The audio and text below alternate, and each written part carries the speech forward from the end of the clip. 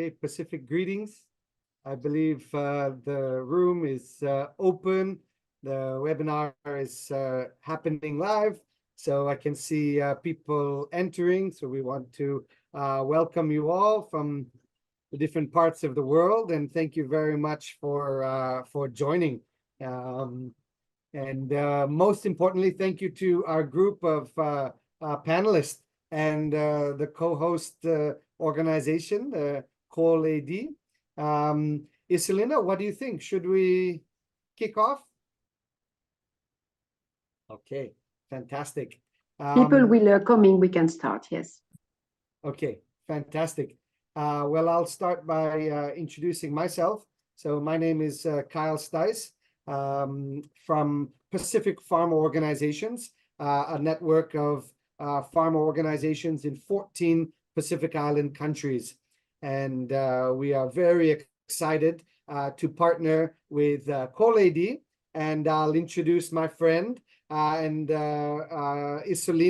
Iselina will be co-hosting or co-facilitating this webinar series with us. Iselina is the head of networks and alliances at COLEAD. And COLEAD is a nonprofit association of private sector, agri-food sector, and working in many regions: EU, Africa, the Caribbean, and the Pacific.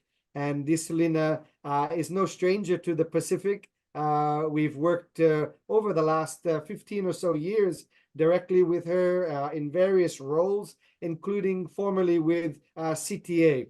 So it's so exciting to be reconnected with Iselina and to have this platform to be able to talk about the agro-processing sector. So if you're joining, just to make sure you're in the right place, we're going to be talking about agro-processing development in the Pacific. What are some of the opportunities? What are some of the constraints? And then how can we contribute to make this a much more vibrant sector?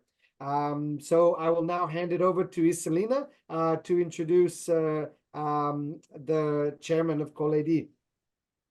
Thank you very much, Kyle, and hello everybody. Good morning, afternoon, or evening. We have a very many time zones actually here. For me, it's the evening in Brussels. I'm very pleased to be with you. I thank very much the panelists, the participants, and I'm very pleased to reconnect with the Pacific.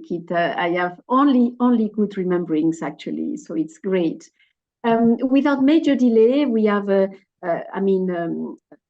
not so long time, to discuss really a key topic. And for that, for the first session and the launch, we are very pleased as well to have the COLEAD. COLEAD was the former COLEAD ACP. We changed a name earlier this year, so it's always different pronunciations as well. But COLEAD today, we have our chairman, Stephen Minta, is joining us late as well from Ghana. Is our chairman since 2013. Is also, of course, a private sector operator, since we are an association of private sector operators, non-for-profit. And is the general director as well of SPEC, which is Sea Freight Pineapple Exporters of Ghana. He has an economic background, but he has also a banking background in agriculture. He joined the Ghanaian Agriculture and Development Bank, where he was in charge of funding and deepening his knowledge of the agriculture sector. He brings a lot of experience. He's a very actually passionate about the private sector, and in particular with the MSMEs, and in particular with strong links to the smallholders, which is also what we all agree around this table. So please, Mr. Minta, if for the first one, for the launch of this series, you could just share a few words with us. And unmute yourself, Mr. Minta, please. Yes. Thank you. No, it's still not. We still do not hear you. If you try, sometimes technology is helping and sometimes it's less helping.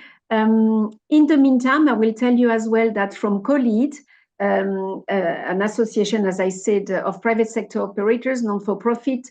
This series we are very pleased to launch with Pacific Farmers Organization and Kind Styles in particular. Yes, go ahead, please.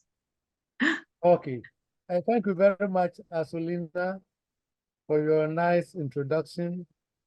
And let me take this opportunity to thank Mr. Kyle Stiles for the opportunity to join you in this launch of Roundtable series and a topic that is also personally dear to my heart, and I think is very important for this moment.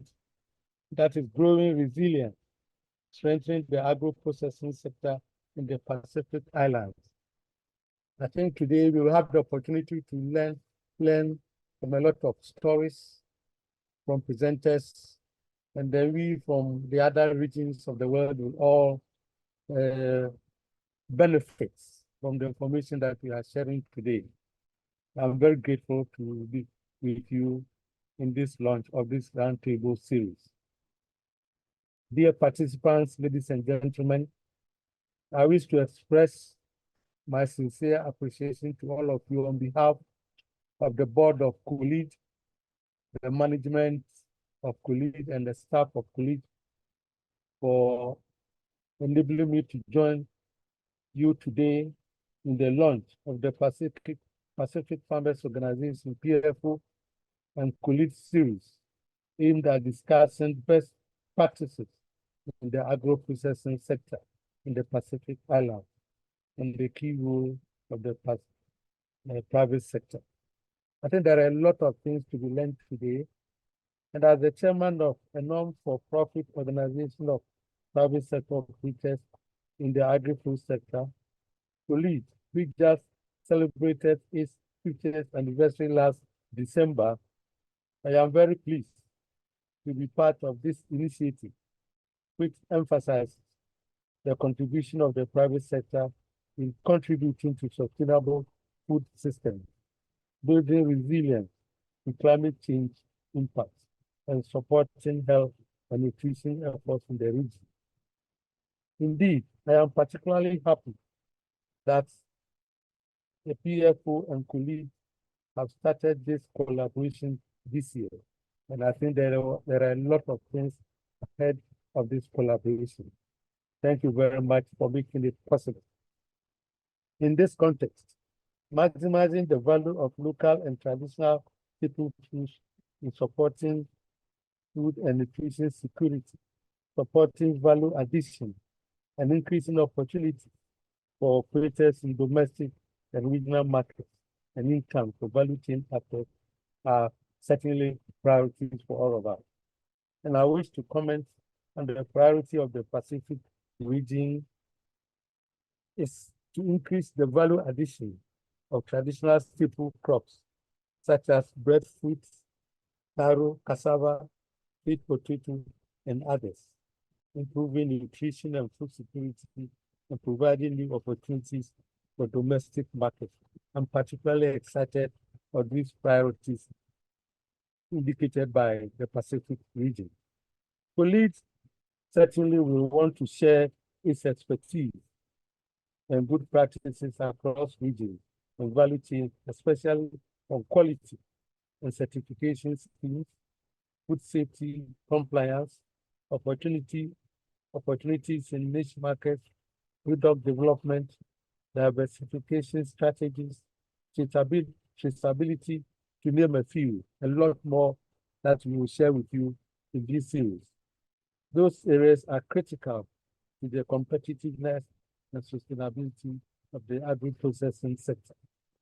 Many of COLEAD members, including some of them we have in Ghana, and I'm excited that I will have some experiences to share with them. And the beneficiaries have extensive experience in branding, packaging, and labeling strategies. And we will be happy to share best practices and skills development of interest to the agro-processing sector with you. In this series, the PFO and COLEAD will give the voice to the private sector operators, farmers, cooperatives, processors, traders, and learn from their successes, innovations, and challenges and experiences, and bring the experiences of all these experts and partners supporting private sector development, such as researchers, policymakers, and finance experts. I can see a lot of ideas coming forward today in the presentation that we have ahead of us. I wish to stress that COLEAD remains available to provide the best of those services and experience in capacity development and training, market insights, technical assistance, and business development. I wish to take this opportunity once again to thank you very much for your attention and wish a very successful partnership with Pacific Farmer Organization and COLEAD in support of growing resilience, strengthening the agro-processing sector in the Pacific Island. And I look forward to an interesting exchange at our session today. Thank you very much for your attention. Thank you very much. Thank you very much, Mr. Minta, for being with us. Very much appreciated. So I don't have very much to add, Kyle, to this series. I mean, they will be focusing on agro-processing, showcasing, best practices and sharing, as you have seen already in the chat, across countries as well in the region. Just my greetings from our DG, Jeremy Knopf, and also just to say that from our side, they are possible with the support of the European Union, the European Commission in particular, as well as the group of African, Caribbean, and Pacific states that you will keep knowing more. So back to you, because I think everything is done. I just want to say that it's recorded and the PowerPoints will be available, so no questions about that. You will receive them.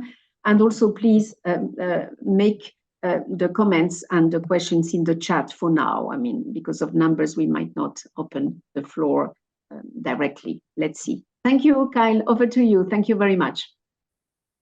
Yeah, thank you, Selena, and thank you, Chairman, Stephen. It's awesome to watch the chat, see people joining from Africa, Kenya, Malawi, from the Pacific, Papua New Guinea, the Solomon Islands, the Cook Islands, from Fiji. It's just awesome to be able to exchange information, knowledge. Also, we understand that some of our development partners, as Iselina mentioned, from the European Union and OACP are joining. So it's a great opportunity to really talk about what the opportunities, but also the constraints.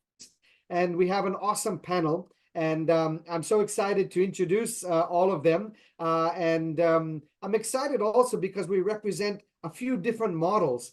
So first, we're going to hear from Donna Shapiro, who is the co-founder and general manager of the Hawaii Ulu Cooperative, working on breadfruit. It's one of the largest cooperatives in Hawaii, and they're a leading breadfruit farmer. And we're very excited to hear about how they're taking this underutilized traditional crop, adding value on behalf of their members, and really contributing to the food security of this island. And so it's great to hear that cooperative model. Then from Hawaii, we'll go to the Kingdom of Tonga, where we will hear from Minoru Nishi, who is the managing director of a family-owned commercial farming operation, but also an exporter and processor that is sourcing from smallholder farmers across Tonga. And Minoru will be able to talk about the development of their export markets for fresh, but also about the exciting opportunities in value adding and the opportunities that they have to source more raw products from smallholder farmers across Tonga. And then we will finish, of course, with Dr. Richard Baer. If you're from the Pacific, he's certainly not a stranger. He's been working in agro-processing development for the last 50 years, 30 years, 40 years.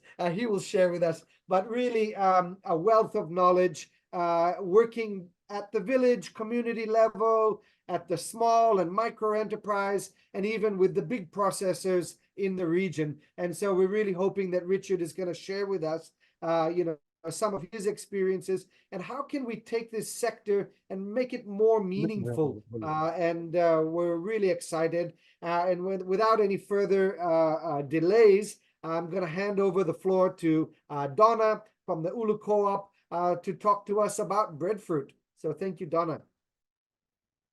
Thank you, Kyle and Isolina and Chair Minta for the opportunity to share with everyone today. Really happy to be here. Okay, I'm going to go ahead and share my screen. All right. So as Kyle just introduced me, thanks for the introduction. My name is Donna, and I co-founded and lead the Hawaii Ulu Cooperative. And I'm just going to share sort of our story, and hopefully it will be helpful to some of you out there all over the world.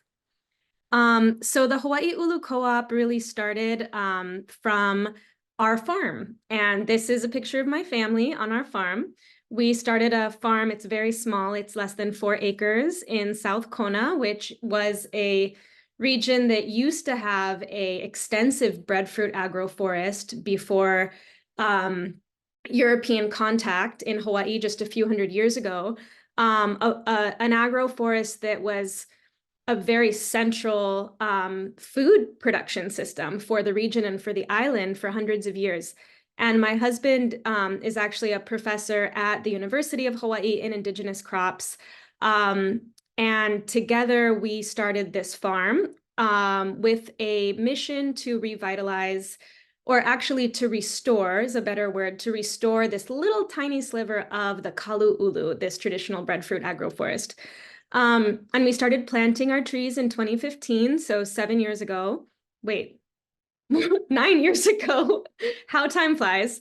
And we realized very quickly that as a single small farm with young trees, and breadfruit trees take at least 5 years to fruit in Hawaii, and about 10 years until they're fully productive. So as a very small farm with a bunch of young trees that weren't fruiting, it was very hard to become viable and to really make an impact, the kind of impact that we wanted to make around revitalizing this traditional food source. And so my personal background is in cooperatives. I was born and raised my early years on a small rural kibbutz in Israel, which is a cooperative farming community. And so I sort of had this cooperative background personally, but I also ended up doing my master's in cooperative business strategy. So I already, had sort of a really good picture in my mind of what a cooperative could do for small farmers like us. And that led us to start to do outreach, just really grassroots outreach in the community to see if there were other breadfruit farmers who might be interested in forming a farmer co-op. And there ended up being a core group of nine founding members. And in 2016, we incorporated as a farmer-owned cooperative. Why really was there this need for a producer, a farmer organization? Well, first of all, ulu as an indigenous crop really suffers from nowadays a lack of consumer familiarity. Most consumers in Hawaii, like in many other countries, subsist on rice, wheat, and potatoes for us, all of which are imported. And so there's really this need to sort of re-educate the population in a way. And this is more than a single farm can handle. Additionally, for ulu, you have these real concrete practical challenges due to the low shelf life, the seasonality, because it's a fruit after all. And then in Hawaii, a lot of our historic breadfruit trees were cut down. And so we actually don't have a huge supply anymore. And the modern breadfruit industry, if you can call it that, is primarily based on new trees that have been planted in just the last 10 or 15 years.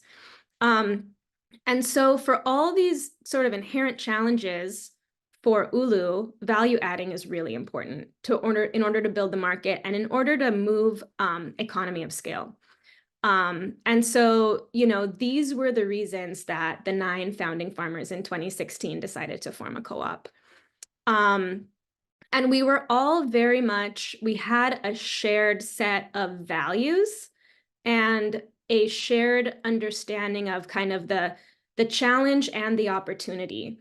And so in Hawaii, for those of you that don't live here, I'm not sure sort of how well known it is, but we are really, really dependent on imported foods, not just in the staple food group, but overall. We import about 90% of our food and more than 99% of our staples, which puts Hawaii at in a very precarious food security position. We are the most isolated sort of island chain in the world. And so it can take weeks for food to arrive in the event of an emergency. And breadfruit has this amazing potential to really solve this problem on a lot of different levels. And, you know, you can see some of that here. But the farmers that came together in 2016 were very much united around this vision. So I think that's an important point to make. This is just a quick snapshot of how a cooperative works, or how our co-op works anyway. So our farmers own the business and they patronize the co-op by supplying us with fruit. We aggregate. We now have almost 160 farmers. I'll share more about that in the next slide. So we aggregate to reach economies of scale, and then we do all the processing, all the agro-processing. The co-op sort of decides which products to make, raises capital to invest in manufacturing capacity, equipment, and so forth, which is really expensive. You know, we kind of have a marketing department, so we design the packaging. You can see here, this is our retail bag. And then we do kind of the marketing, the education to help build demand.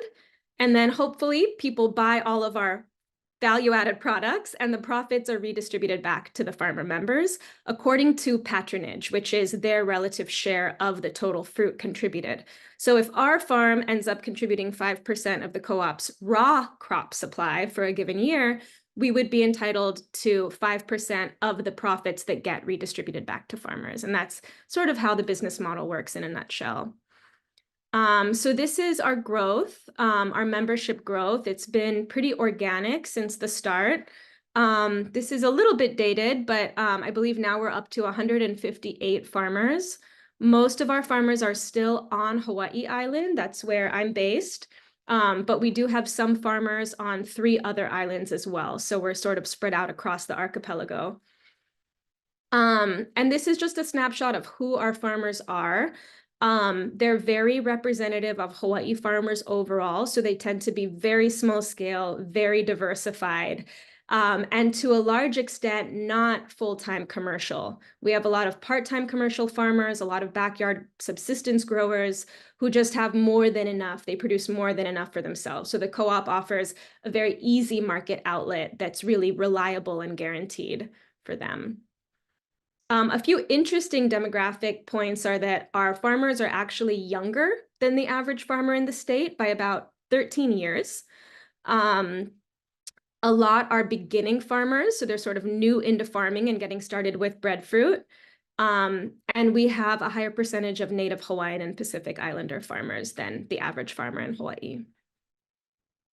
And this is just how our volumes have grown over time. So the pink bar is ulu, or breadfruit, and the blue bar is what we call co-crops, which are basically other crops that our farmers grow in conjunction with their breadfruit trees on their farms.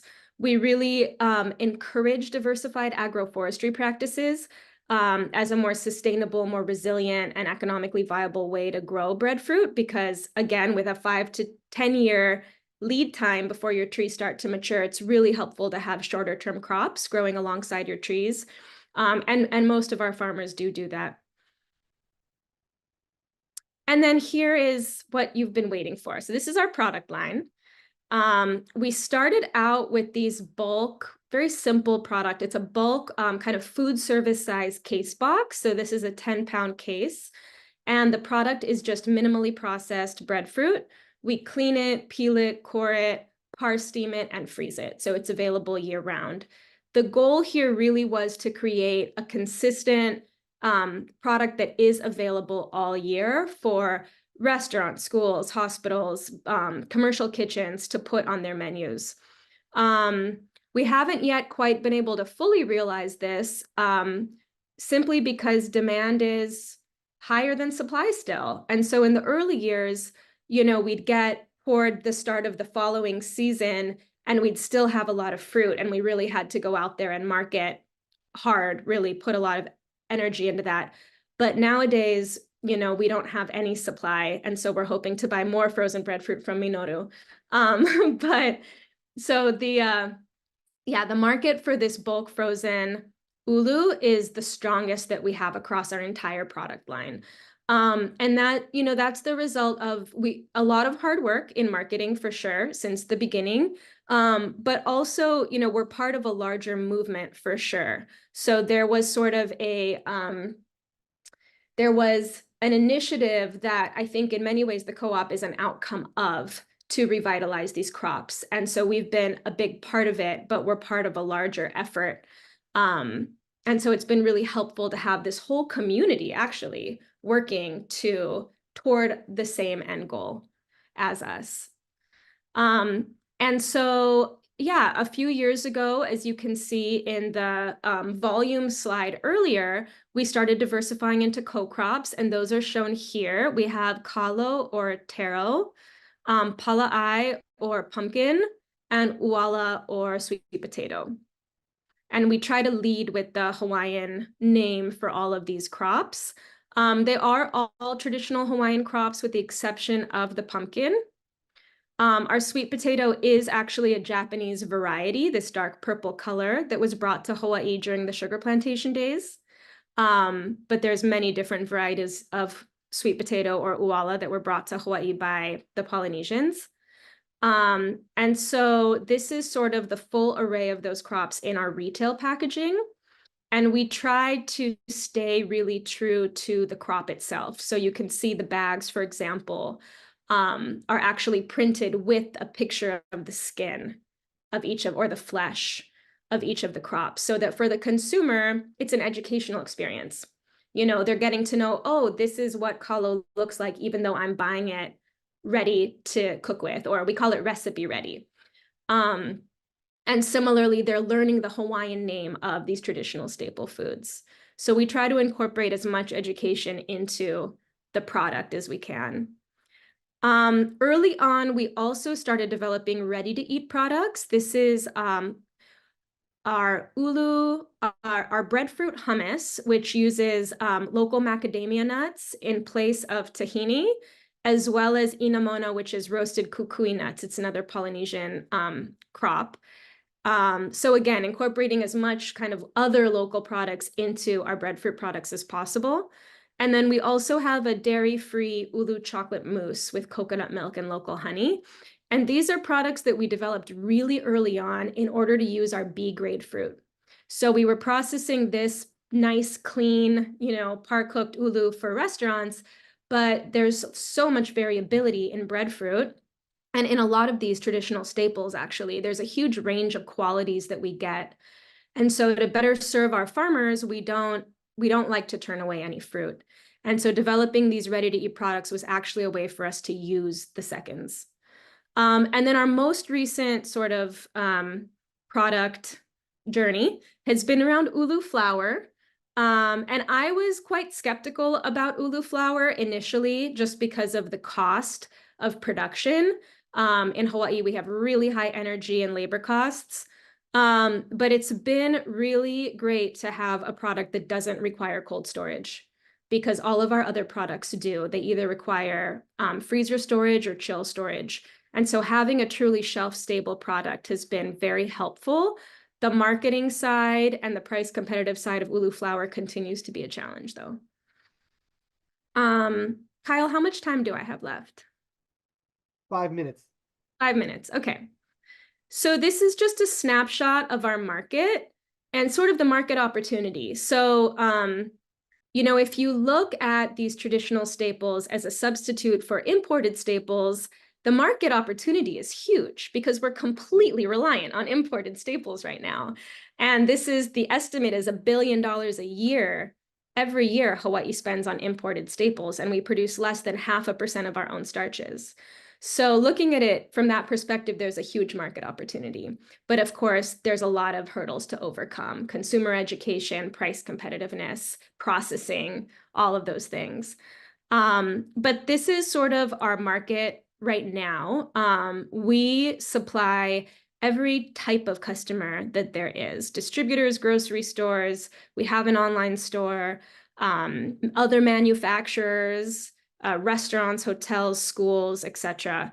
And actually, the COVID pandemic really taught us the importance of market diversification and customer diversification, and just not relying on any one segment or any one customer.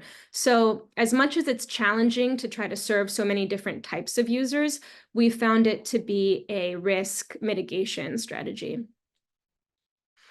And this is just an overview of, this was our sales in the last fiscal year by customer segment. So you can see manufacturers was a really big group. Community nonprofits was a really big group. Commercial food service was significant. Institutions quite small. This is an area that we're really working on a lot more.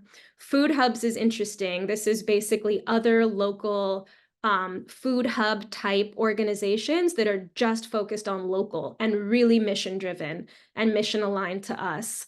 And there's a growing food hub movement in Hawaii that we're able to tap into, not just for, you know, mission alignment and camaraderie, but also for sales, which is pretty cool.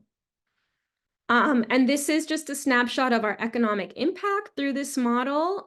So pretty significant growth, again, up to almost 160 members from 9, more than 6,000 trees, up from 2,000, and then sales of about 1.2 last year and growing. This is a quick overview of our facilities, and I'll just kind of wrap it up from here. So we have 2 facilities on Hawaii Island. These are all photos of the one in Kona, which is where we do our frozen manufacturing. We are on a journey of mechanization and doing a lot of R&D around how to mechanize, just to increase efficiencies and sort of reduce the strain on our staff through manual labor.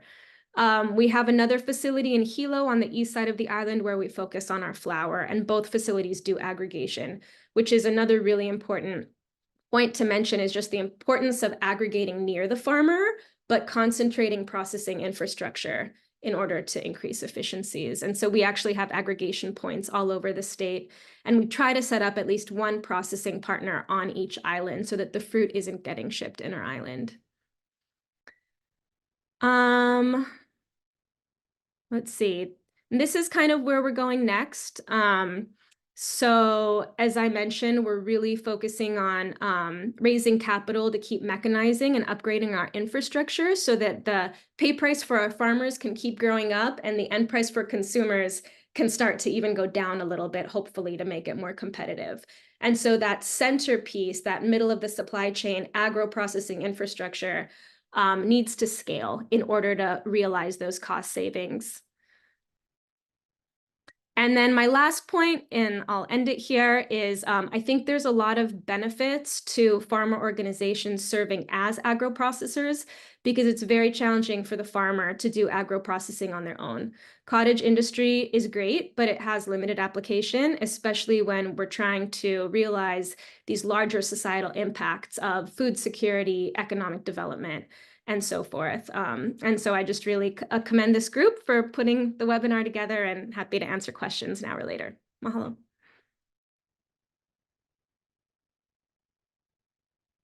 Oh, fantastic, Donna. Thank you so much.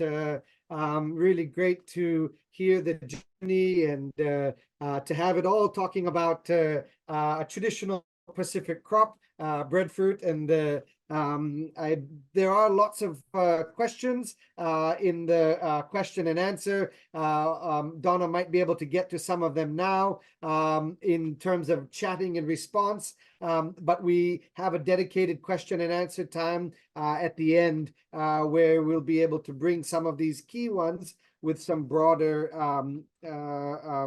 application to everybody. But I really thank Donna for that, and we want to move over to our next presenter, to Minoru Nishi, and Minoru is far away from Hawaii in the South Pacific, but has an equally interesting journey. And I think the part that I love so much about these kind of webinars is the value of being able to network. And Donna and Munir only met each other about 2 years ago, but have already visited each other's factories and shared tips and tricks and information. So I think there's just so much value in this kind of collaboration. And so we're thankful that they're also sharing these insights from their businesses. So I'll now hand it over to Minoru Nishi from Nishi Trading, and also, as we mentioned, the chairman of Pacific Farm Organizations. So Minoru, you have 20 minutes. That should bring us to about 55 or 5 minutes to the hour. Thank you, Kyle, and good morning to everyone, especially to the chairman of COLEAD and Iselina. Thank you for the opportunity. And I just listened to your opening remarks, Mr. Chairman. We have a lot in common between your region and our region in the Pacific, and it's really nice to hear that. And I'm sure that we can find time to collaborate in the future. Just to start off, I guess I'm very different from Dana's operation in Uru Cooperative in Hawaii, in the sense that we are mainly fresh produce at the moment, but migrating over to value adding, although we've done some work in the last few years and research into breadfruit production and processing it into flour and also frozen. But there's definitely a lot of challenges along our way, because we live in Tonga as a small island nation, very different from Hawaii, and whereby they rely all their consumption from imported goods. In terms of the business, a second generation business, family business. My father was a subsistence grower here in Tonga, just like any other farmer in Tonga back in the early 70s. So we started off with 8-acre piece of land here, and we've grown the business over the years, relying only on export of fresh squash to Japan market, which was a booming industry here, which got up to about $400 million. And it's now a dying industry in Tonga, which was one of the reasons why we decided to try and diversify into other crops and find other opportunities in other markets in order to survive. Now we lease most of our land, and most of the land here in Tonga is owned by the nobles and the king. And so every household or male Tongan can only have a maximum of 8 acres, and then the rest is freehold, and then the rest you have to lease out. So the company was registered in 1999, and we've leased about 240 acres of land now for the company as our base. And then we contract smallholder farmers to supply the company with various produce. Like I said before, we started off with squash, and then we dropped the squash. And for the first time this year, we will not be growing squash for the Asian market. Used to be Japan and Korea. But because of the high cost of freight and the uncertainty of the market, being a small player in such a huge a market, we've had to diversify. And so our main market now is in New Zealand and going into Australia. So this snapshot here is really just a photo of the two areas in our factory that we're focusing on. The one on the right there is the ladies processing our frozen breadfruit, and the left is the breadfruit flour. And that's been work done for about 9 years of research work with Tokyo University of Agriculture and our local partner here, Māori Tonga Trust, and the government of Tonga, and funded by the Japanese government and also the university. So we're able to make really high quality breadfruit flour, but the supply is the major issue for us right now. So next slide, please, Excel. So I was given 3 questions to look at. What was the basis for selecting the crops we work with?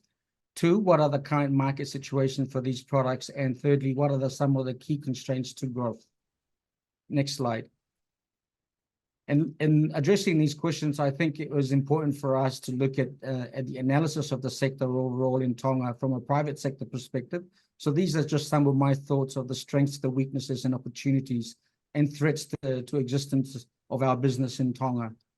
The strengths here, we have good fertile soil in Tonga. I think we have some of the best soils in the Pacific.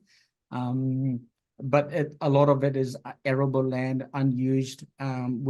So we have opportunities to grow more crops here for our own sustainability.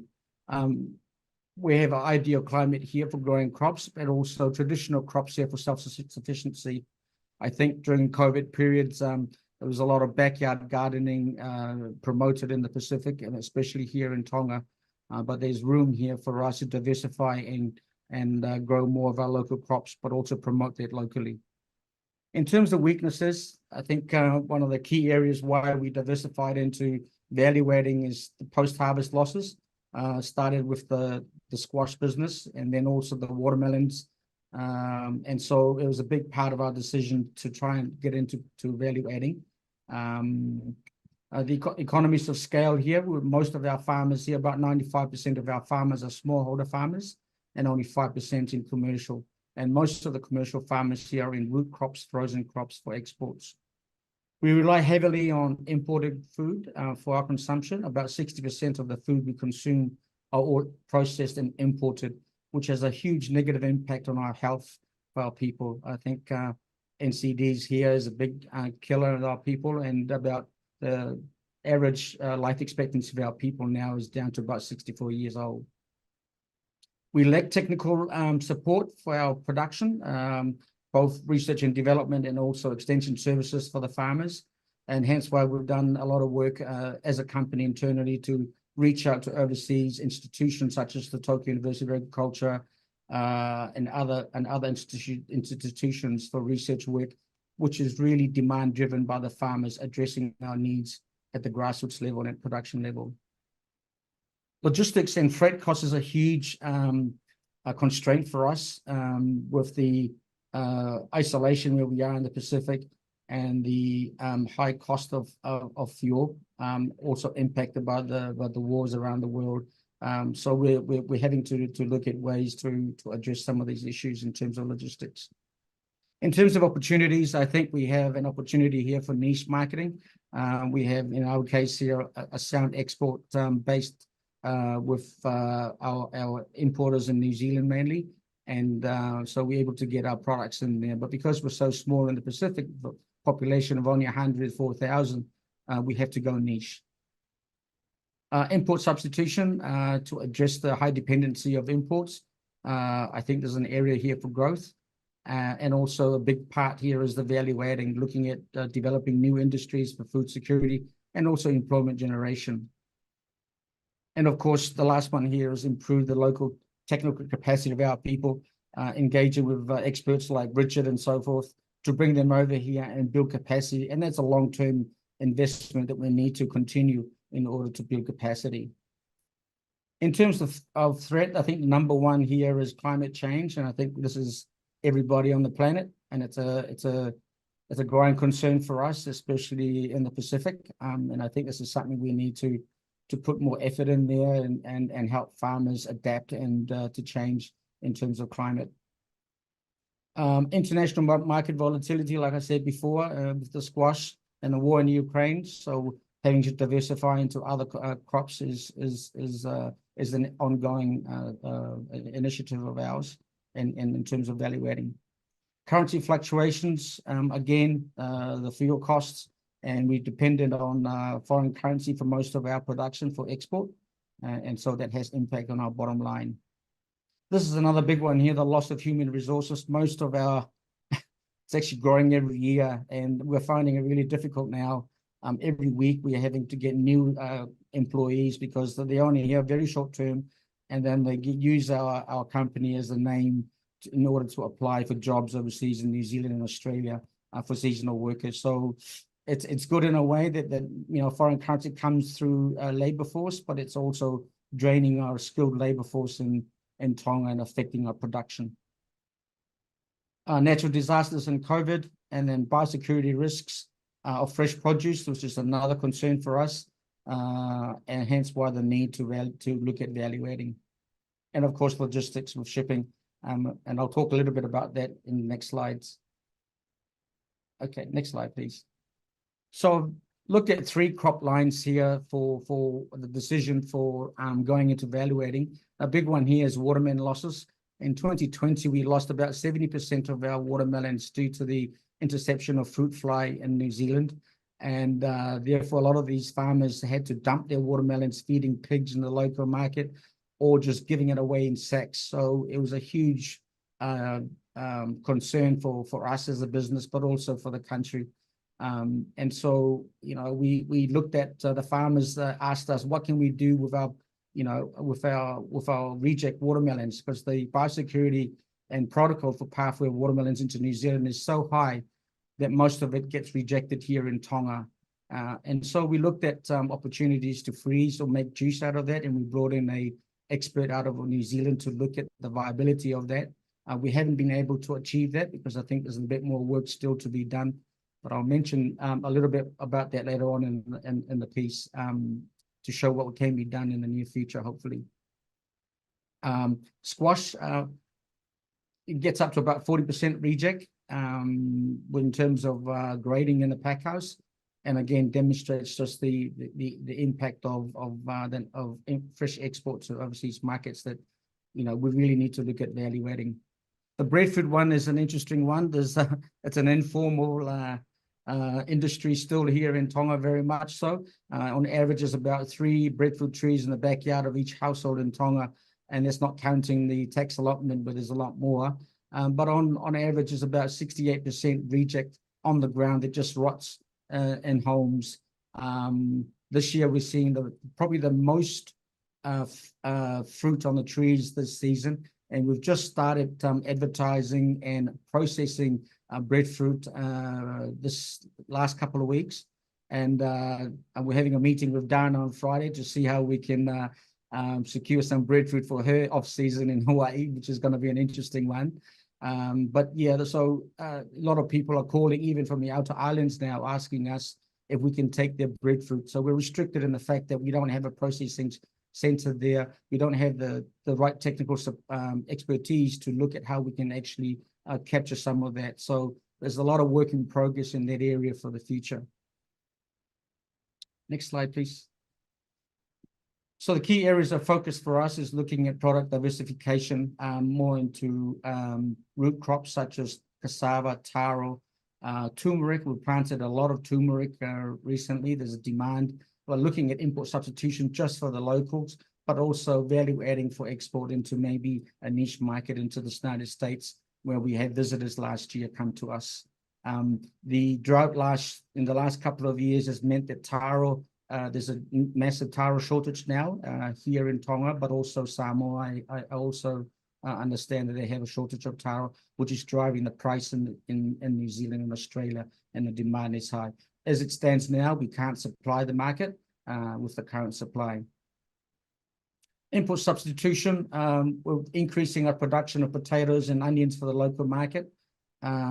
We brought in a volunteer agronomist from Australia last year. We've helped expand our season. So rather than just planting once or twice, we're able to plant maybe 4 times of our potatoes this year, and then twice on the onions. Again, expanding our opportunity for the domestic market and cutting the imports, but also raising income for families here, and also the government in terms of taxes. We pay 15% on sales tax to the government through our domestic sales of fresh produce or any processed produce here in Tonga. And promotion of healthier locally grown processed foods such as moringa and the breadfruit and the turmeric, again addressing the issue of NCDs in the local market. Next slide, please. This is some of the products that we're currently working on in terms of value adding. Like I said before, the watermelons, but also we have a citrus project here with ACIR, which is a Australian Centre for International Agricultural Research in Australia. We're in our 6th year of that project, and it's going really well. A lot of people here didn't think that citrus will grow well here in Tonga, but in our first year we had a lot of our limes, lemons fruited, and in our third and 4th year we started seeing the mandarins, and now we're mobilizing a lot of those trees into the communities and propagating that with our NGO partner, Māori Tonga Trust. And so we're in our 2nd phase of this project, and hoping to improve and expand on that in order to look at value adding. On the right there, you see there's the 2 pictures there of a watermelon frozen watermelon pulp in red and limes. I saw this in my recent trip to Thailand, where I was prompted by the juicing specialist out of Hawke's Bay, New Zealand, to look at this in Thailand. So I bought that in a supermarket in Thailand and brought it back with me. So this is something we're going to look at, because there's also a lot of limes being grown in the communities here through our project. But my main concern here is looking how we can actually utilize the rejects from the watermelons of the growers rather than having them all wasted on the side of the road or feeding pigs. The breadfruit, some of the products that we make from breadfruit, the flour, we pack them into 500 grams. Our limitation here is equipment. We're not at the scale of Dana yet, but we do believe that it's a really good quality breadfruit flour. We've had orders from the market in Australia. They wanted 2 containers of this 500-gram packs. And I said to them, well, come back maybe in 3 years' time, and we've had production up and actually had equipment in the facility to process flour. But I think most of the products here would go into frozen, and then the small portion, maybe 10% of that, would go into flour, and would be probably similar to the path that Dana has taken in value adding, but it's going to take us a little bit more time. The squash we've tried also. There's 3 types of squash that we have growing here: butternut, butterkin, and pumpkin. That we've bought the rejects from the growers and started making hummus. It took off really well here, but we were just trying to educate the consumers here to take our frozen pumpkin packs, which is the yellow packs that you see, and make the hummus at home. But people were wanting, for convenience, they wanted us to make it. we didn't have the human resource, the manpower to actually do that, but we actually made a really nice hummus. So what we've done now is just focus on making frozen chunks, and we've sent 3 tons into the New Zealand market of 3 different varieties to try and test it. And so far, we've had really good feedback from the New Zealand market on this trial that went a few weeks back. We've also packed our fresh and frozen produce into cartons, which are in about 20 kg cartons, and we sent off our first container of frozen taro, cassava, and frozen pumpkin to New Zealand market, and that's been well received. So again, it's just the packaging, trying to get it doing a little bit more different, and to be competitive in the market with different packaging. And it's been received really well in the New Zealand market. We also do the same for our watermelons. It's air freighted. The current market situation, sorry, the next slide. The current market situation for the watermelons, and we've received 2 orders now for our watermelons into New Zealand. 1,100 ton. One company is 500 ton, and the other is 600 ton. We had 2 more importers to come with their orders. But unfortunately, I don't think with the capacity we have, we'll be able to get 1,100 ton. Our target this year is 500 ton. Last year, we did 30 ton and was all air freighted. Back in 2020 and 21, we did almost 500 ton. But because of the COVID and also the shipping issue and the fruit fly interception in New Zealand, the confidence in the farmers dropped significantly, and then they pulled back from growing. But this year, there's a lot of farmers coming forward to grow because we've been able to secure air freight options for them. In terms of the breadfruit in New Zealand market, there's a minimum of 600 metric ton demand from the market there, but we also have gaps in the local market in the off season. So we're trying to process that through this year and hopefully hold some here for the domestic market in the off season. At the same time, hopefully we can send some to Hawaii. Similar with taro, the taro market is booming in New Zealand and Australia, but there's a shortage because of the drought last year. Next slide. So this is some of the constraints for our growth, the technical training support for our processing here, for our staff, but also our farmers. This picture on the left here is just youth that we've employed in the pack house. All of them now have all gone on an overseas workers scheme into New Zealand, Australia. And then Sorry, you can go back one more. And then the picture on the right there is a school that we've high school here that we've given our facility free of charge as part of our outreach charity to them. They've processed over 3 containers here of frozen cassava and taro in order to support the operation of the school in the last 2 years. And we've also helped grow some of their crops and also bought some of their taro for our own market overseas. This is our cool store in the middle, and this is where we lack technical support for equipment, but also training of the operation of the management of the facility. We've since now cut this into 2 areas, into 2 chambers, and we've got some support from Farmer Plus, which is another organization in the region supported by New Zealand, Australia, to bring a scientist next month to do some scoping work here to put more equipment here in order to control the temperatures of the various crops that we bring in here in order to prolong the shelf life.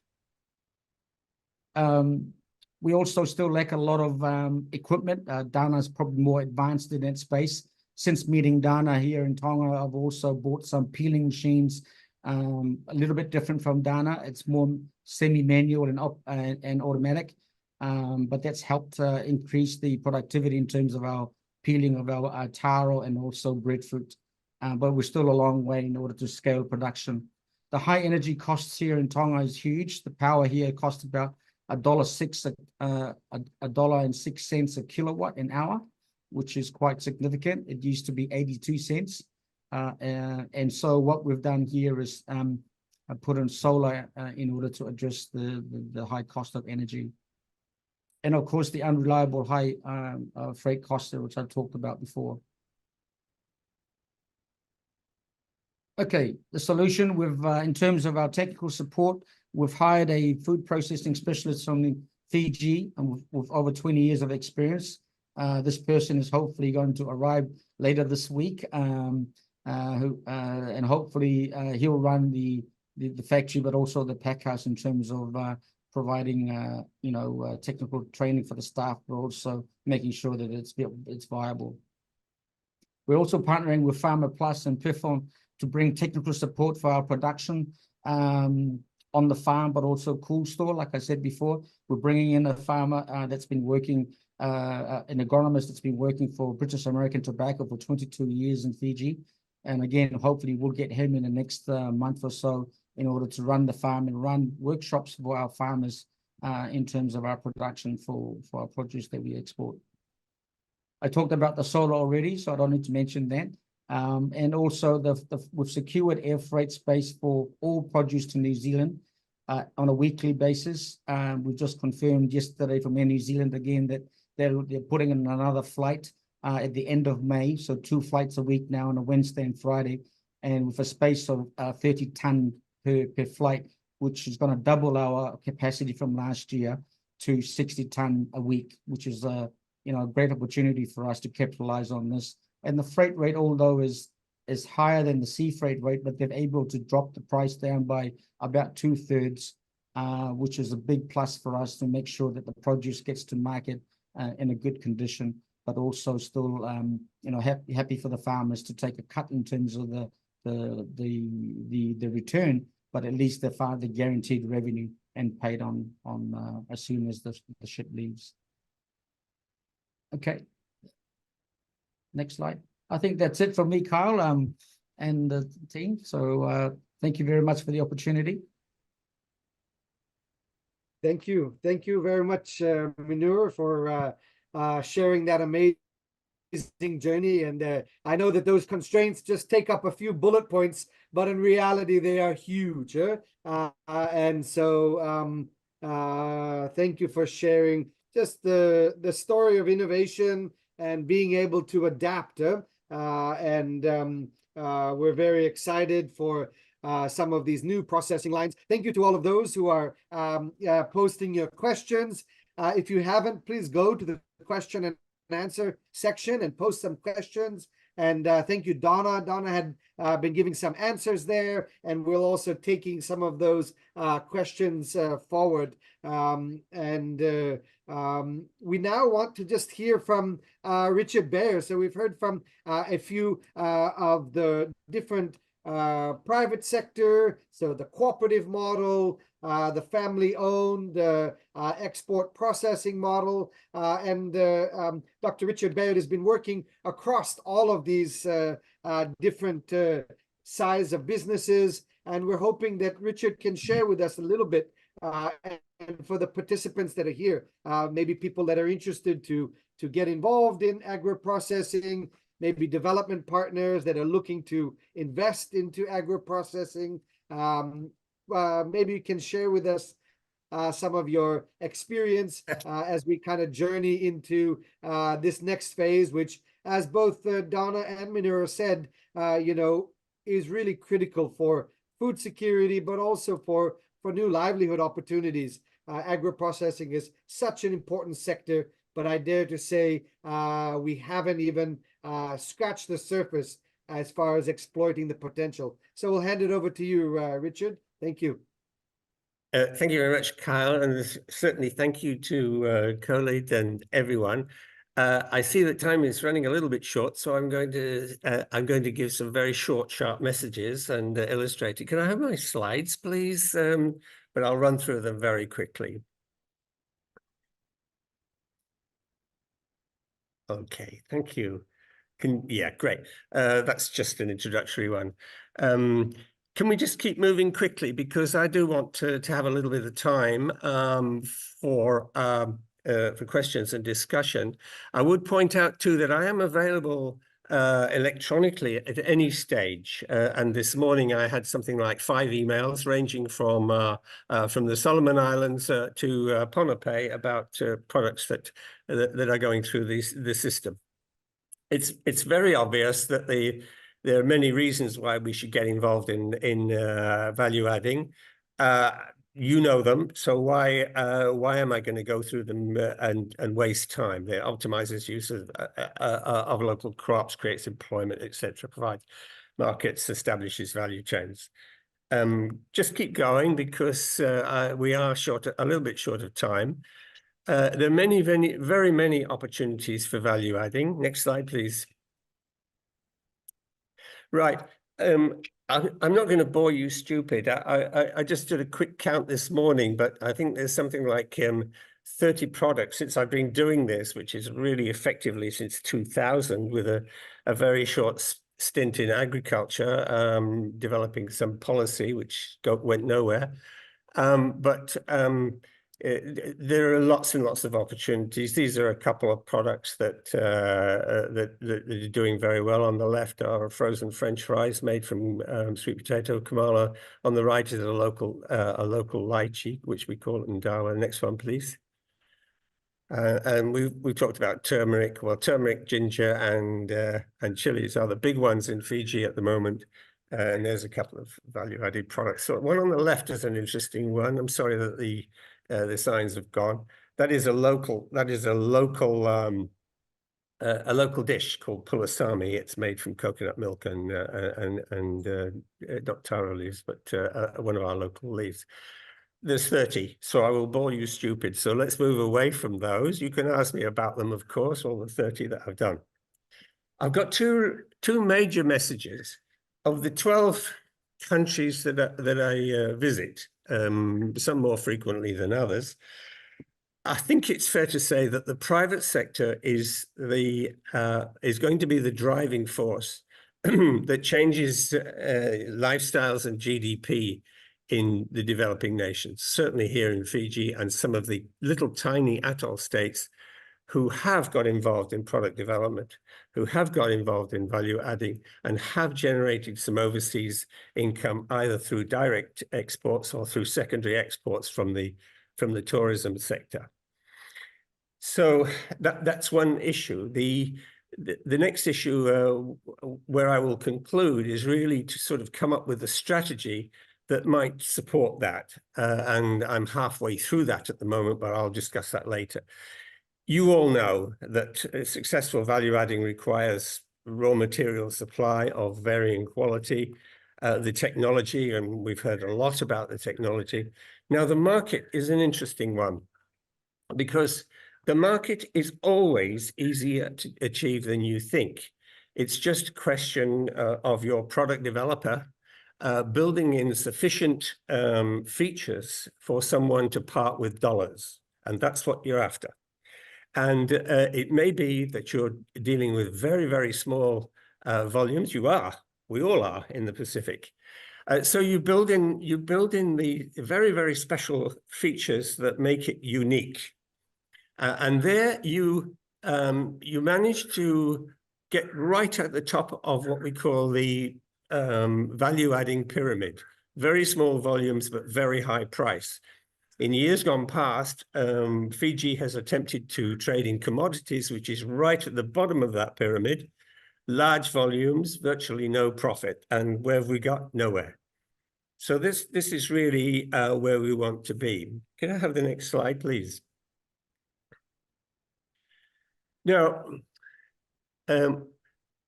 we've talked a lot about the raw materials, and I want to just dwell on this a little bit. Because I don't think that here in Fiji, which is one of the larger of the Pacific Islands, Hawaii accepted, and the Solomons accepted, although the activity in the Solomons is confined to fairly small areas. But throughout the Pacific, the issue of raw material supply is the issue. Now, I don't think, and I did spend a little bit of time in government, and I don't think that we ever really got to the bottom of farmer priorities. Now, the farmer priorities are always, well, we want to grow more, but no one has actually sat down. Well, that's not true. We've only had one or two funding agencies that have actually sat down with farmers to talk to them about their priorities. And we've managed to address those in an ACR, that's Australian Centre for International Agricultural Research, with a participatory guarantee scheme where some of our farmers were actually linked to the resorts, because resorts were a big issue here, a big market here. And so we were able to really get to the bottom of priorities. But as a government, we were hopeless. When I was sitting in government, I freely accept that we were hopeless. So where are the research priorities? Well, the thing is that I don't think that the farmers and the private sector and the research organizations have ever got together. And I've actually started work on this. I've produced a discussion document which will really try to get the interested parties or the participatory parties together. In Fiji, we have 8 organizations actively involved in ground research. And these are sort of governments, the government, the 2 universities, and I'm about to review the third university here to bring them into line with agriculture. But USP and SPC, and just more recently, we now have SPREP here, and I'm working with SPREP on a little project in one of our tiny islands. So there's a lot of organizations actively involved in research. I spoke to the minister, the current Minister of Agriculture. He told me of 7 research priorities that they're undertaking in their research division, and only one of them is really relevant to the private sector. The priorities are set by politics, by the funding agencies, and by finance. Just recently, I was at a Pacific Agricultural Conference, and I was listening to some of the papers, which were very interesting. 2 things struck me. The first thing is that the funding agencies have a sort of bee in their bonnet, which may have been driven by a local researcher and thought, oh, well, the work I'm doing here it may be useful for the Pacific. And a perfect example was something like quite a large sum of money going into capsicum research. Well, capsicum is not part of the Fiji diet, and we're never likely to be in a position where we're going to export it. But that same money going into extending supplies of kamala or breadfruit or something like that, using varieties or partial processing or careful storage or those sorts of things, no money's going there at all. And in terms of government, of course, it's decided by finance. And the private sector, well, if you talk to the private sector here, and I know I probably intimately know about a third, I know about 3/4, and they will always tell you, well, what sort of help are you getting? And the answer is, unless they've gone straight to a funding agency, the answer is usually zero. So can I go to the next slide, please? Can I have the next one? I don't know how to do it myself from here. Axel, can you pass the next one? Can you press the next slide, please? Or is it? That's it. Okay, so there are 3 products that I did the technical work. Now, I don't necessarily work these days. In fact, I work very little with large organizations. I've spent a good part of my professional career making rich people richer, and I'm not going to do that anymore. But I did make an exception here because I saw the opportunity for producing some commercial crops. All 3 of these products are now off the market. Okay, they had a big launch. A lot of money was spent on packaging, product development. Why are they not on the market? Because they simply cannot get the raw material supply. So can I have the next slide, please? You see, the discussion paper that I put together means that really you have to get into the same room, the producers, the farmers, the in-country private sector, the research institution, the government, and the funding agencies. And I've spoken to some of the funding agencies, ACI, SBC, and now more recently SPREP, who are here in Fiji. And they really are looking for guidance. You know, they don't see this as a criticism, but they really do need guidance.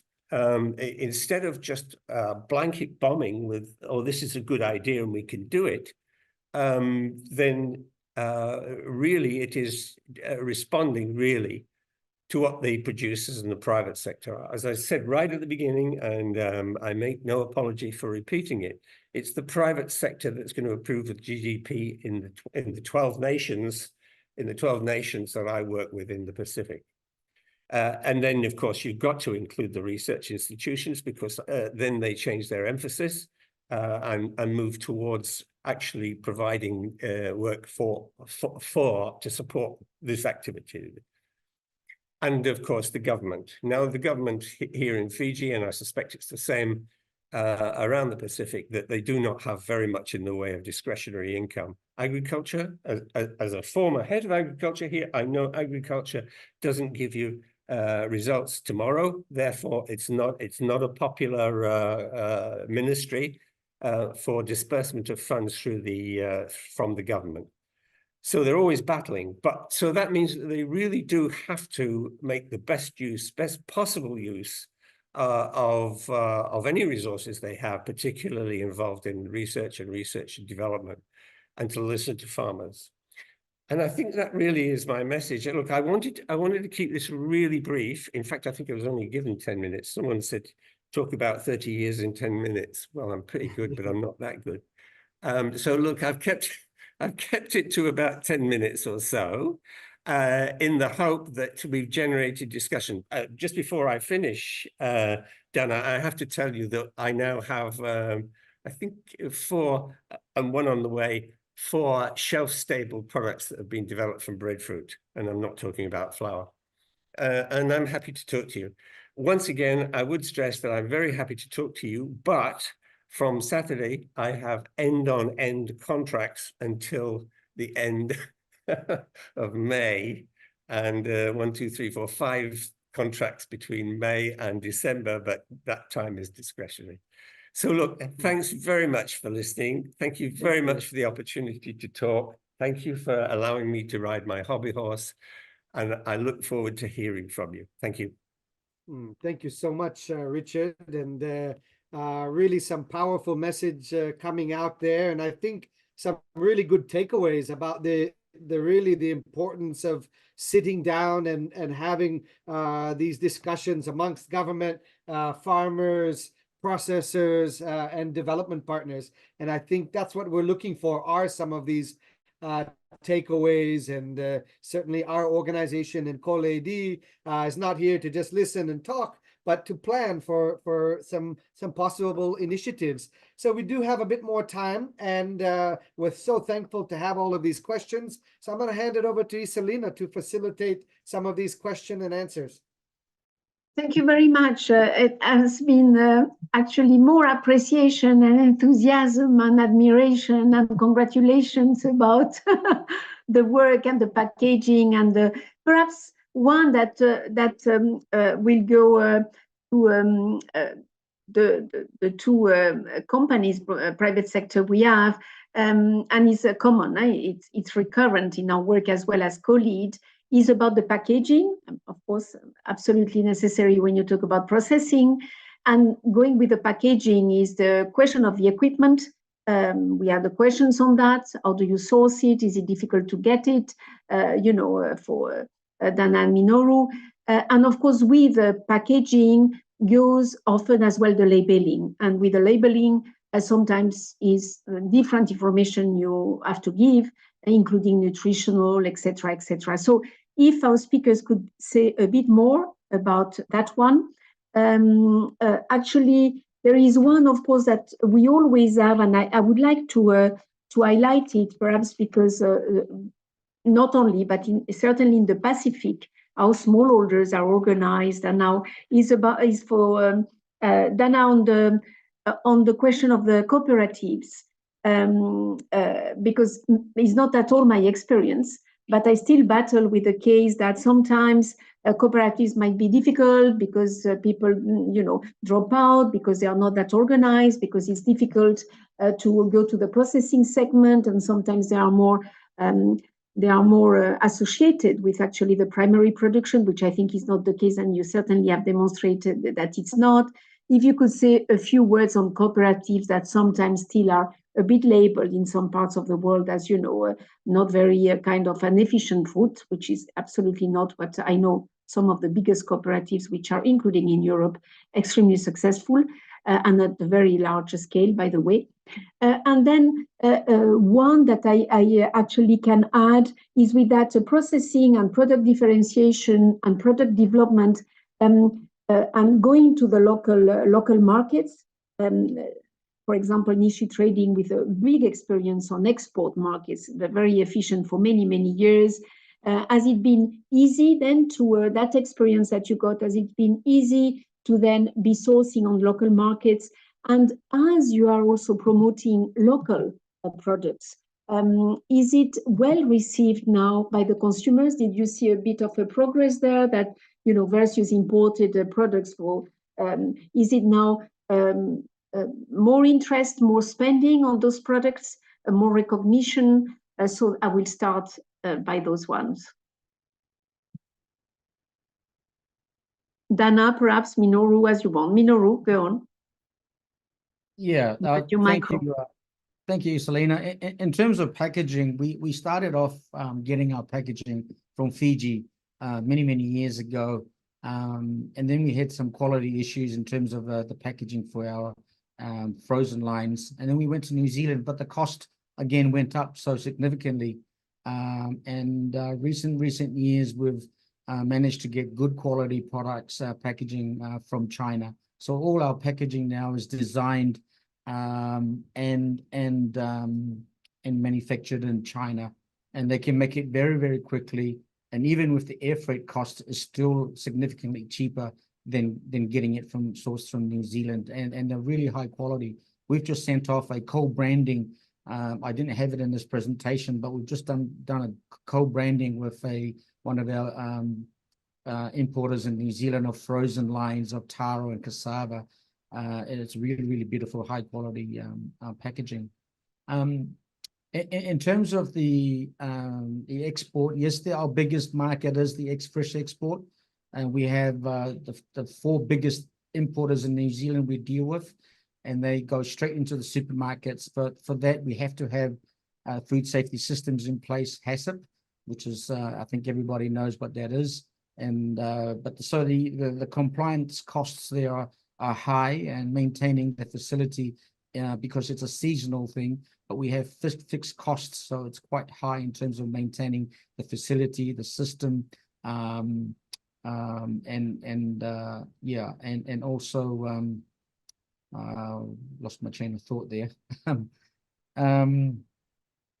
Yeah, we also have a sea container hygiene system that we have adopted from the Ministry of Primary Industries in New Zealand, and that's another compliance that we have to have for our containers, which allows our containers to enter the market without inspection from 100% down to 5%. So we've been able to maintain that, but that gets audited every year, and we pay for the MPI team to come over from New Zealand. In terms of the domestic market, it's still very early days for us.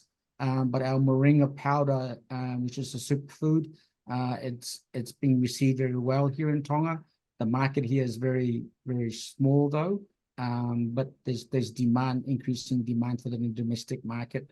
The challenges for us is having a full-time person like Dana as a marketing arm with development of products and so forth.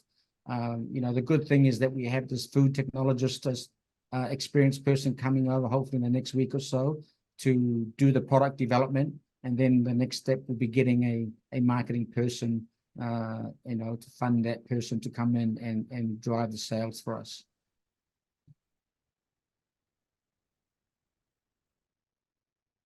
Dana, perhaps, yes.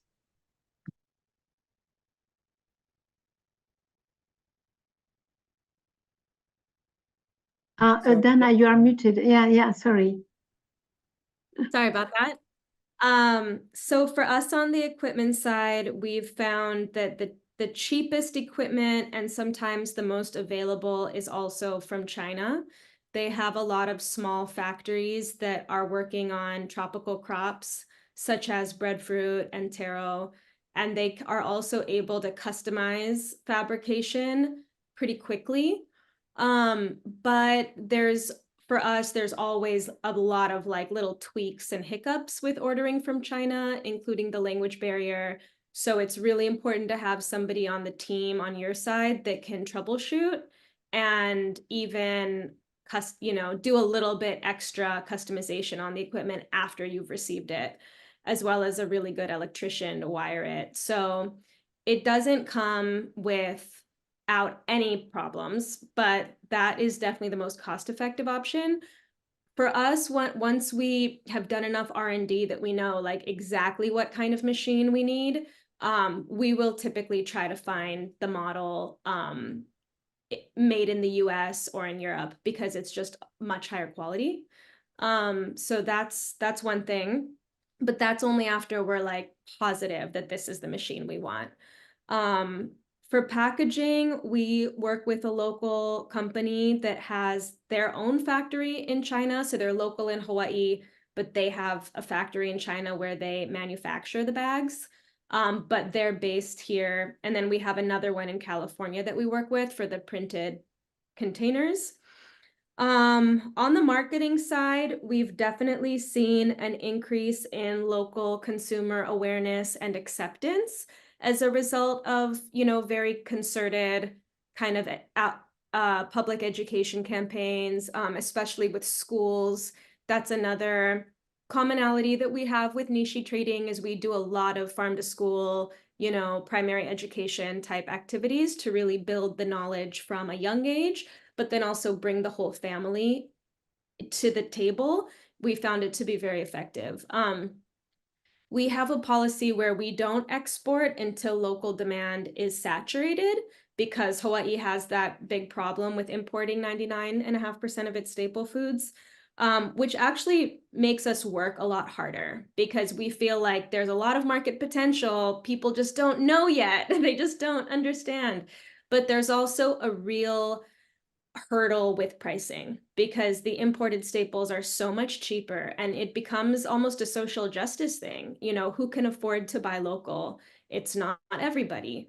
And so price is a real barrier. And I think that there does need to be public sector involvement to support with subsidies or grant programs or something to make sure that these local foods, these healthy local foods, are accessible to everybody locally. So that continues to be a struggle. And then on the co-op model, you know, co-ops are definitely a unique type of business structure. And so, you know, they don't work everywhere, obviously. But I will say that I think there is some misinformation about the failure rate of co-ops because co-ops actually have a higher success rate than non-co-op businesses. It's just that when co-ops fail, it tends to be more public because they're community-based. So I think that there is a little bit of misinformation out there that gives co-ops a bad rap. I think some of what I've learned that is sort of key to the success of co-ops is the shared need among the farmers for the services that the co-op provides. So, you know, a co-op exists to serve sort of the unmet need, the shared unmet need of the farmers. And so if that need changes and the co-ops don't evolve or adapt, then they become obsolete. And I think that's often when the co-ops, you know, end up closing or declining, is when they're no longer serving that common need. Or maybe the farmers' need becomes more varied and the farmers themselves don't have as much in common when some grow and have more economic capacity and others are still small. So that's a challenge. But then, you know, they're also a democratically governed organization. So all of that messiness and all of the potential conflict is right there in the middle of it. So that's challenging, right? You have to work through it, and hopefully you have good people who want to work together even when times get tough. Thank you very much. Richard, add also a few words. And Kyle, do you have questions to add from your side? Something else? No? Richard? Yeah, a couple of things that I'd like to pick up on. First of all, let's talk about packaging. We're all very concerned about packaging, but I have to tell you, as a microbiologist or a former microbiologist, we've isolated two bacteria have been isolated. One which will actually metabolize polyethylene terephthalate, that's PET, that's the Coke bottles. And so it's just now the companies involved are now just bulking up those bacteria so that they can start generating operations which will actually destroy PET. And the other one, there's another one which is on similar lines, which is polythene. So it looks as though well beyond my lifetime, but in the next maybe 30 years or 20 or 30, well, hopefully shorter than that, then it would be possible to dispose of those two types of packaging. But here in Fiji, we use a lot of recycled packaging. I work with villagers, pardon me, and we're using glass jars with metal lids, which we can purchase, but which we recycle. The third thing that I want to talk about is just very, very briefly is labeling. Now, labeling, I do beg your pardon. Labeling is decided by Codex Alimentarius. There are no ifs, ands, buts, or maybes. Occasionally, other marketing blocks like FSANZ, Food Standards Australia, New Zealand, US FDA, and the EU may require a little bit more. But in terms of what needs to go onto a label, it's set by Codex. And if you need that information and you need some assistance with the nutrition panel, I'm very happy to help you online. No problem. Thank you. Thank you very much. Kyle, I don't know if you have, from your side, more questions. We had some bilateral that were already answered. Thank you very much for having done that. I think, of course, this is just the start of a conversation. I mean, it's just launching, and I'm happy as well to see that there are many exchanges, business exchanges. Is not as Pacific Farmers Organization and COLEAD have foreseen those dialogues as just business meetings, but it's very good to see that part as well, because it's private sector, from smallholders to small and medium enterprises and eventually bigger ones. So we are happy to see that. And of course, as time goes on, we can develop, or we can use some of the tools we have, on both sides, on fairs for business to business, etc. Access to finance that we haven't spoken today, or just briefly. So there is so much related to agro-processing. But I think you are better placed than me, Kai, to bring unfortunately, unless there are pressing questions, quickly to the end, because yes, that's what we had planned, and we have to keep with the schedule. But we know now that we have to explore more and more for the next sessions. So Kyle, perhaps you are better placed from the Pacific on agro-processing, which is really at the core of the fantastic work that the Pacific Farmers Organization is doing. And Axel will put again the links for especially the colleagues that are outside the region to talk a bit more on the way forward on that agro-processing. Thank you very much. Thank you, Isolina. And thank you to the panelists. I really learned a lot, and I was excited about this series of webinars, because I really am searching for what kind of interventions can we do as these regional organizations to support agro-processing. And I think there were some really tangible suggestions that came out, and I'm hoping with partners like COLEAD and other development partners that we can move beyond these webinars to come up with some new initiatives that especially takes advantage of these networks. The idea that you don't have to reinvent the wheel, that we can learn from each other, share information about packaging and equipment and markets, draw from technical expertise. And this is all so exciting as we try to overcome the tyranny of isolation, right? Being in small countries, isolated from all of this. And so I just want to thank everyone and those that have joined. And we look forward to the next set of webinars, but also for some of the opportunities that will come out of these series of webinars. Please, if you haven't, you can go on to Pacific Farmer Organizations on Facebook or LinkedIn, or go onto our website and subscribe. And equally, so many of these organizations are very active on social media, Nishi and the Ulu Co-op and COLEAD. And so stay connected in that way using these virtual tools until we have our next webinar. And maybe, Isolina, you can just share with everyone the date of the next webinar as we close out. Yes, we were ambitious to put a next date on 24th of April, and we thought, perhaps people are less interested, but yes, we will go for 24th of April from the, the enthusiasm we have seen today. Very pleased. Same time, so we will also, you will receive from us, since you have registered, as I say, the recording and the presentations and confirmation of the 24th of April. Well, that concludes. So thank you very much, COLEAD, the chairman. Thank you, my chairman. Thank you, Richard Bear, Donna, all of the colleagues from COLEAD. And thank you to all of the participants for joining and engaging online. Thank you. Thank you. Keep well. Thank you, both chairmen. Yes. Thank you.